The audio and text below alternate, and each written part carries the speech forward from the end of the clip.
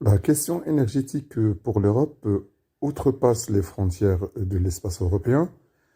La situation de dépendance aux ressources fossiles autorise un tel constat géopolitique, car tout simplement, si l'Europe reste majoritairement productrice de charbon, il importe du gaz naturel de Russie ou d'Algérie et du pétrole en provenance du Moyen-Orient.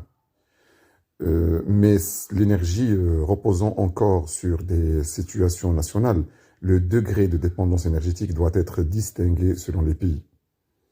L'Islande, par exemple, est très indépendante pour sa consommation énergétique dans la mesure où la totalité de sa consommation provient des énergies renouvelables.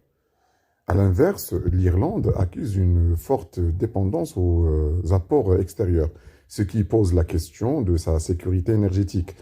Dans ce contexte de dépendance et d'hétérogénéité, plusieurs enjeux se présentent pour l'Europe. Elle vise à diversifier ses sources d'approvisionnement, unifier les marchés de l'énergie et opérer une transition vers les énergies renouvelables. Et c'est à ces conditions qu'elle saura relever le triple défi énergétique qui lui ménagerait un accès plus certain à la puissance. Et par ricochet, au fur et à mesure, l'Europe met en place les moyens qui s'imposent pour atteindre ses objectifs en matière énergétique. Par exemple, les énergies renouvelables font l'objet de politiques nationales d'investissement qui sont soutenues à l'échelle européenne.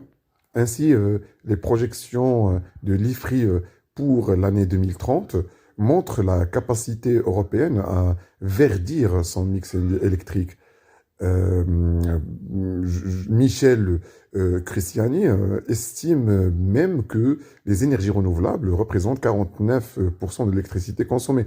À cette date, dans la plupart, dans le rapport plutôt intitulé Le paysage des énergies renouvelables en Europe en 2030, établi en 2017, au-delà de l'objectif de verdissement énergétique, la maîtrise des coûts et la sécurisation des approvisionnements enregistrent aussi des sérieux progrès. Selon le troisième rapport sur l'Union de l'énergie en 2017, l'Union européenne est sur la bonne voie pour mettre en œuvre le projet d'union de l'énergie et obtenir des résultats en matière d'emploi, de croissance et d'investissement.